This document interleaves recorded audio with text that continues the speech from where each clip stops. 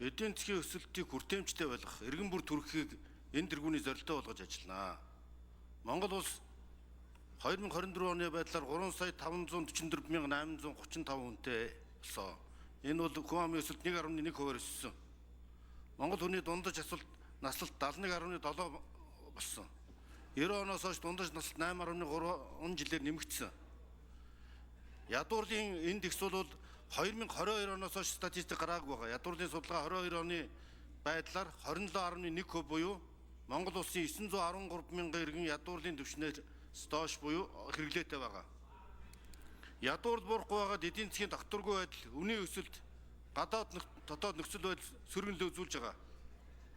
2025 он гарсаар үнийн өсөлт буюу инфляцийн түвшин өндөр болж байна. Импортын шин чанартай инфляцид нөлөөлж байна. Ийм учраас энэ өсөлтийг эдийн засгийн өсөлтийг тэг шудраг хүртээмжтэй байхад ялангуяа уул уургаас хэд хамааралтай эдийн засгийг төрөлжүүлж эдийн засгийн бүтцийн өөрчлөлт хийнэ. Үүний тулд татварын реформыг хэрэгжүүлнэ. Ард иргэдтэй учирч байгаа татварын дарамтыг аль болох бага болгож тансаг хэрэглээний болон хэд өндөр орлоготой иргэдэд оногдуулах татварыг нэмэгдүүлж энэ татварын тэг шудраг нөхцөлийг хангаж дундаж давхаргаа дэмжих юм бодлогыг хэрэгжүүлнэ.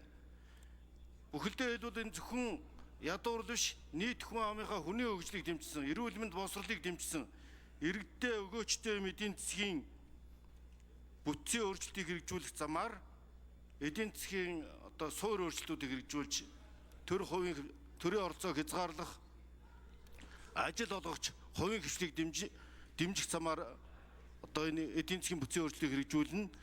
Халамжаас хөдөлмөрт гэдгийг хөдөлмөр хийж байгаа бүх хүнийг дэмжинэ. Төв зэрэглэгчээс ахуулаад хөдөлмөр хийж байгаа иргэдэд дэмжиж ажилгүйдлийн ядуурлыг бууруулах үндсэн бодлого хэрэгжих ёстой. Ийм учраас энэ ажлыг хэрэгжүүлэхэд харин улсын их хурлтайгаа энэ талаар санаа зовж ажиллаж байгаа гишүүдийнхээ санал бодлыг сонсож тодорхой бодлогыг бий оруулж ирнэ гэдгийг хэлсэн. За, инхтэй гишүүн тодруулж суй.